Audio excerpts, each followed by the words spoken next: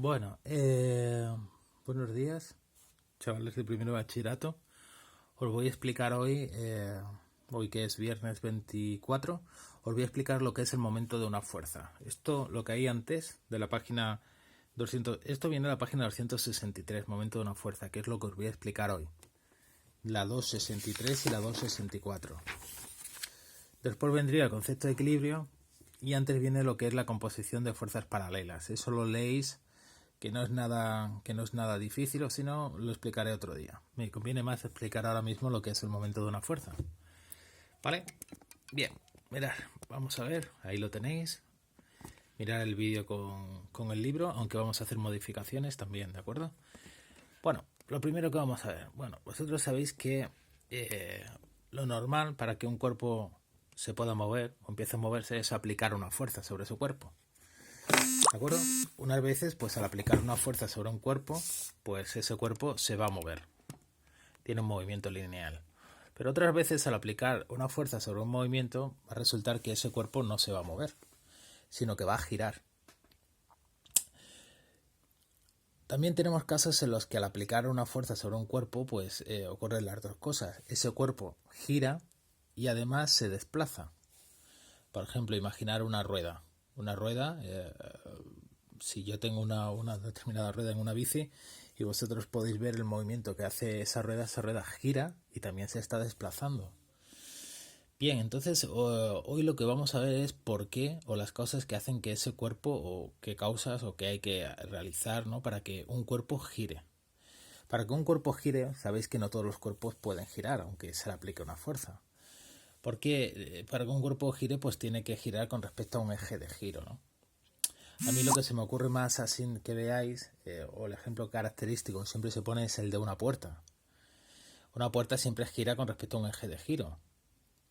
Pero también tenemos aquí, por ejemplo, esto. Fijaros, los spinners, los spinners, lo que se llevaba antes, ¿no? Esto es lo típico de un cuerpo que gira. Para que un cuerpo gire, o va a girar con respecto a un eje de giro. En este caso el eje de giro estaría aquí, en medio. Supuestamente estaría el eje de giro, ¿vale? El centro de gravedad del cuerpo estaría contenido en su eje de giro. Y al realizar pues una fuerza, ¿vale?, con una determinada dirección y sentido, este cuerpo va a girar. Este cuerpo va a girar o gira de forma irregular, ¿no?, porque el centro de gravedad no coincide con el centro geométrico, no estaría aquí, porque aquí se ha perdido un trocito de acero, ¿de acuerdo? Y no va a girar con la misma facilidad que girase, ¿no?, o que giraría si el centro de masa estuviera aquí en medio. Pero bueno, eso no vamos a estudiarlo nosotros ahora. Nosotros vamos a ver cómo se produce ese giro. Cuando este cuerpo gira, pues va a tener una velocidad angular, ¿no? Pues bien, para que un cuerpo gire tenemos que aplicar una fuerza, ¿vale? Y al aplicar esa fuerza va a producir un giro sobre el cuerpo. Vamos a poder definir una nueva magnitud que se va a llamar momento de una fuerza, que es lo que tenéis ahí. Y el momento de una fuerza, pues su valor va a determinar que un cuerpo pues gire con mayor velocidad angular o menor velocidad angular. ¿De acuerdo? Además vamos a ver que ese momento de una fuerza pues depende de dos magnitudes a su vez. Es decir, hay una fórmula, ¿vale? Y ese momento de la fuerza depende de dos magnitudes, que es la fuerza y de la distancia que existe entre el punto de aplicación de esa fuerza. Por ejemplo, el punto de aplicación de la fuerza sería aquí, ¿vale? La distancia que hay entre el punto de aplicación de la fuerza y el eje de giro, ¿vale? No sé si vosotros, por sentido común, lo sabéis, ¿no? Muchas veces cuando abrís una puerta, pues es más fácil abrir una puerta, ¿vale?, cuando vosotros empujáis lo más lejos posible del eje de giro. Mientras que esa puerta es más difícil de abrir, es decir, tenéis que ejercer más fuerza, ¿vale?, si la aplicáis desde un punto que esté más cerca del eje de giro. ¿De acuerdo? Nosotros vamos a ponerlo así. Mirad, vamos a poner aquí un momento de una fuerza. Que se vea todo esto bien. Momento de una fuerza.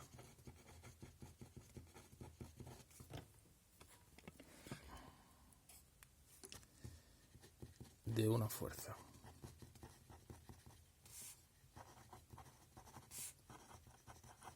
Página 263 y hoy es 24 de del 4 del 20. Bien. Bien, vamos a hacer un dibujo. Vamos a hacer un dibujo aproximadamente para que lo veáis. Por ejemplo, vamos a hacer el típico dibujo de una puerta o de una ventana. Vamos a hacerlo así.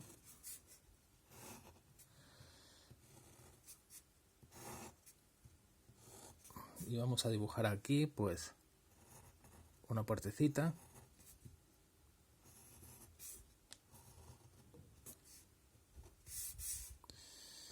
Esto sería así, así, ¿de acuerdo?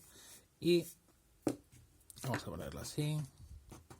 Esta puerta es una puerta que está abierta, como veis, y este va a ser su eje de giro. Vamos a suponer, como sabemos, que una puerta va a girar así, en este sentido, ¿de acuerdo? En el sentido contrario de las agujas del reloj. Ahora vamos a hacer lo siguiente, mirad, vamos a calcular el momento de una fuerza, ¿vale? Que ahora vamos a ver lo que es con respecto a un punto O, ¿vale? Entonces nosotros vamos a aplicar una fuerza en este sentido,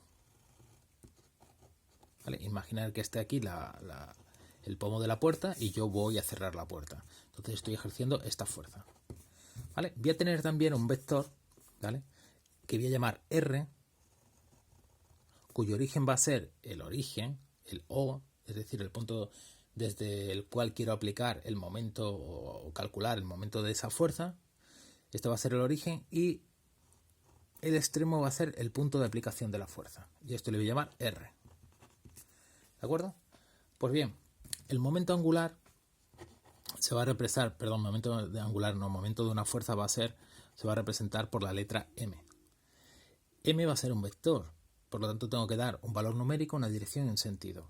La fórmula de M va a ser igual al producto vectorial entre R por F.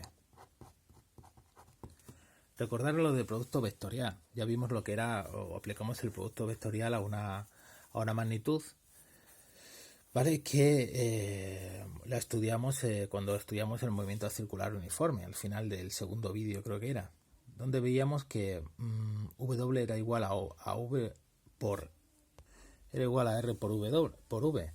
Y entonces el producto vectorial, ¿no? Entonces lo sacábamos y veíamos que era un vector perpendicular al plano que formaban ambas magnitudes, ambos vectores. Aquí ocurre lo mismo, es decir, M va a ser un vector cuyo valor numérico pues se calcula a partir de la aplicación de la fórmula.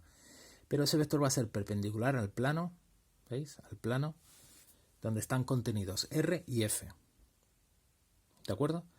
¿Qué magnitud va a tener? O sea, perdón, magnitud no, ¿qué unidad va a tener? Pues R es una distancia, se mide en metros, y F se mide en newton. ¿De acuerdo? Entonces, fijaros en una cosa. El producto vectorial, cuando yo hago el producto vectorial, pues M será igual a R por F por el seno del ángulo que forman. ¿Qué ángulo forman? Pues mirad, aquí hago lo siguiente. Yo cojo este vector R y me lo desplazo paralelamente hasta aquí, de tal manera que el origen ahora coincida con el extremo que tenía anteriormente. ¿Veis? Aquí, R. Este va a ser el ángulo que se forma entre R y F, que voy a llamar alfa. En este caso, alfa parece que es un ángulo de 90 grados. Realmente, si os fijáis, cuando yo quiero abrir una puerta, siempre ejerzo una fuerza, ¿vale?, que sea perpendicular a esto. Es decir, a la línea que une el origen, digamos el eje de giro, con el punto de aplicación. ¿Por qué? Porque de esa forma el momento de la fuerza va a ser lo mayor posible. ¿Por qué? Porque si el ángulo es de 90 grados, el seno de 90 grados va a ser 1. Fijaros que M, como voy a verlo yo, M, el momento de una fuerza, mientras mayor sea ese momento de la fuerza, va a producir una velocidad angular mayor, es decir, va a girar más rápidamente. Y entonces va a ser más sencillo abrir esa puerta o una ventana, o por ejemplo desenroscar un determinado tornillo con una llave inglesa. Entonces M va a aumentar conforme mayor sea la fuerza, indudablemente mientras mayor sea la fuerza mejor va a girar. R, es decir, la distancia, esta distancia no es lo mismo abrir una puerta que tenga el pomo aquí muy desplazado del eje de giro a que tenga el pomo en mitad del eje de giro, como ocurre por ejemplo con las puertas de las casas, ¿vale? La puerta de entrada de la casa. Y después, vale, R y F puede ser muy grande, pero ojo, aquí tengo un ángulo. Y ese ángulo hay que pasarlo por el seno. Es decir, que si el ángulo, por ejemplo, es de 0 grados, El seno de 0 es 0. ¿Cuándo va a ocurrir esto? ¿Cuándo el ángulo va a ser de 0 grados? Pues cuando R y F sean paralelos. Por ejemplo, cuando se aplica una fuerza, que sería inútil, ¿no? Para abrir, nadie hace esto para abrir una puerta porque sabe que no lo va a abrir. Una fuerza hacia acá. Si yo aplico una fuerza hacia acá, veis que R y F son paralelos.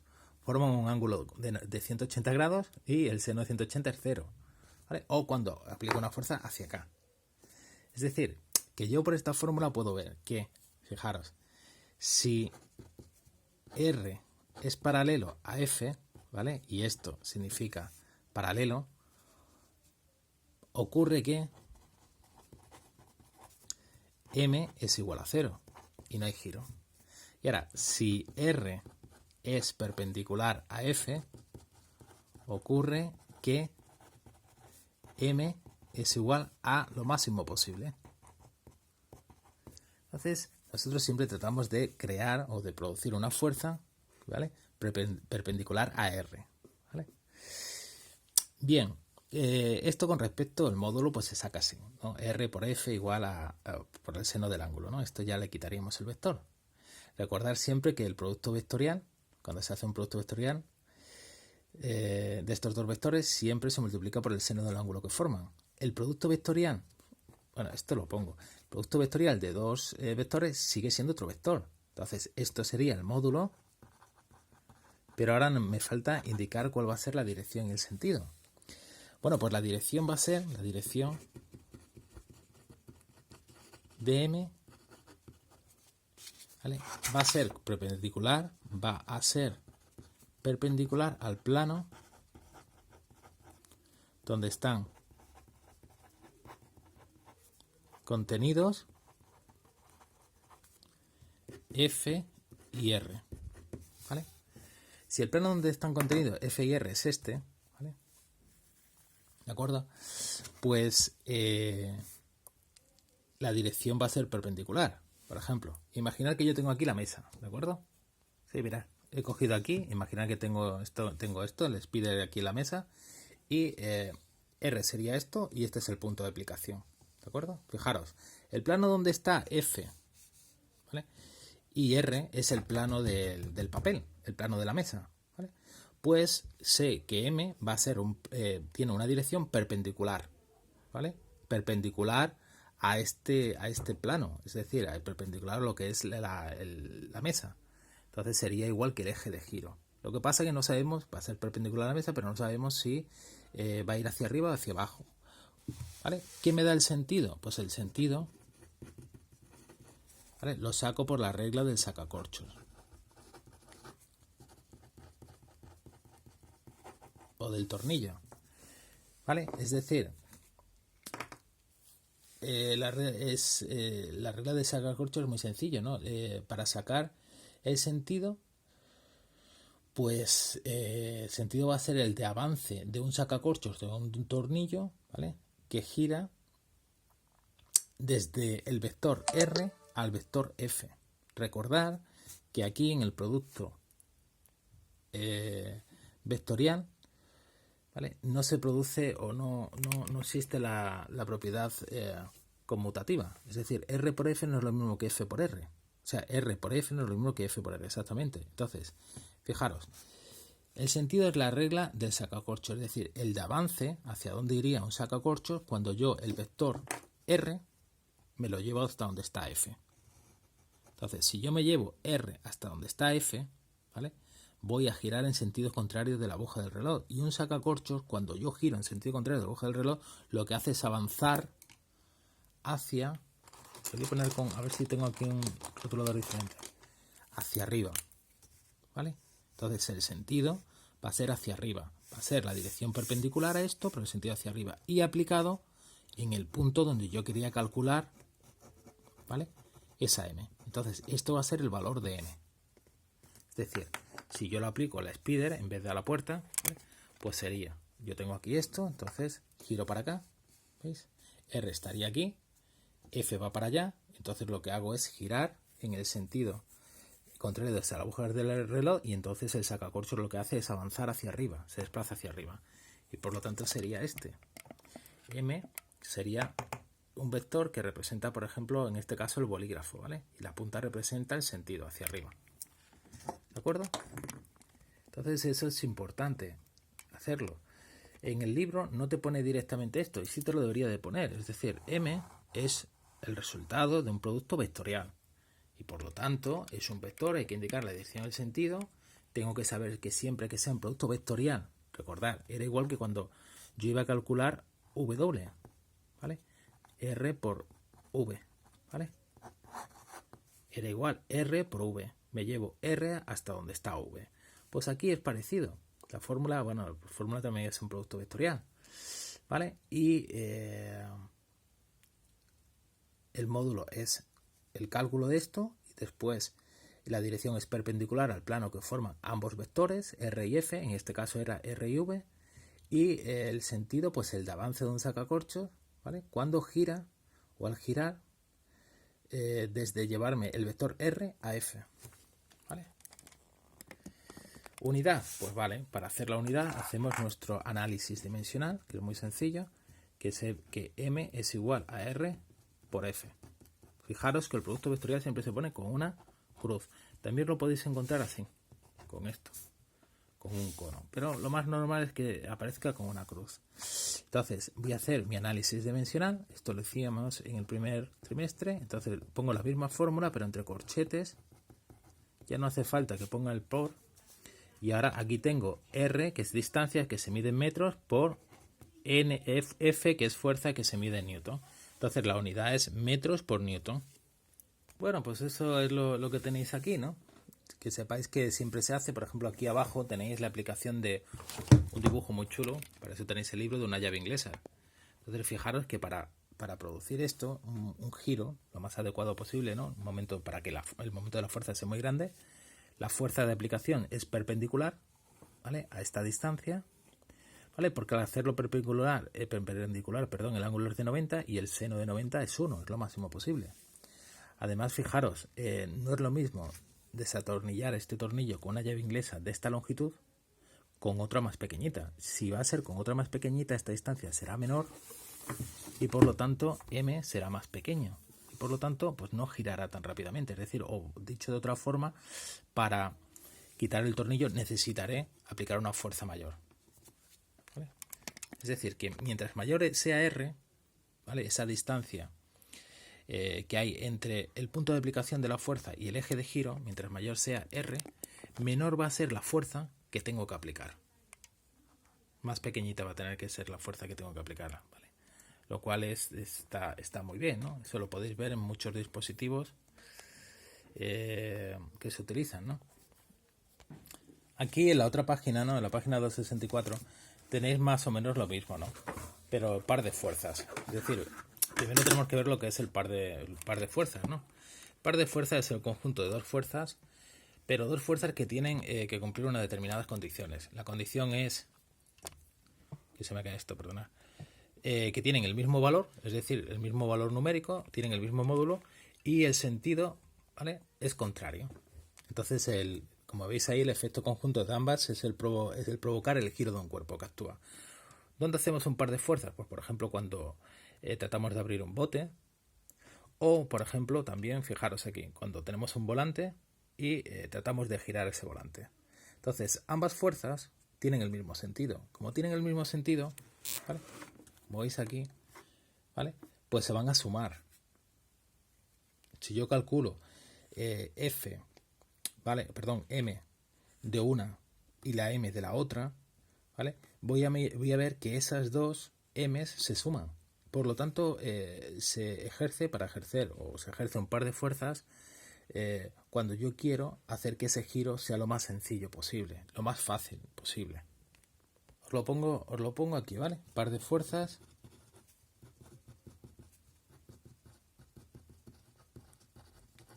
Y su valor, pues, lo vamos a deducir aquí. ¿Vale? Ese valor que tenéis ahí. Esto parece que no se ve muy nítido. Bueno, vamos a ver lo del par de fuerzas y vais a ver que ejerciendo dos fuerzas, ¿vale? Que vale lo mismo en el mismo sentido, en sentidos contrarios, se facilita el giro y por lo tanto M va a ser mayor. ¿De acuerdo? Eso es lo que ocurre en un volante. Vamos a poner el ejemplo del volante. Mirad. Vamos a suponer que vemos el volante desde aquí arriba, ¿vale? Y ahora, ejercer una fuerza hacia acá con una mano, F1. Esto va a ser el centro, ¿de acuerdo? Y voy a ejercer otra fuerza, F2. Veis que estas dos fuerzas tienen que valer lo mismo. Si una vale 80 newton, la otra va a valer 80 newton. Después tienen sentidos contrarios. Esta apunta hacia arriba y esta hacia abajo. ¿Vale? Entonces, fijaros, hay dos fuerzas, se van a crear dos momentos de fuerza.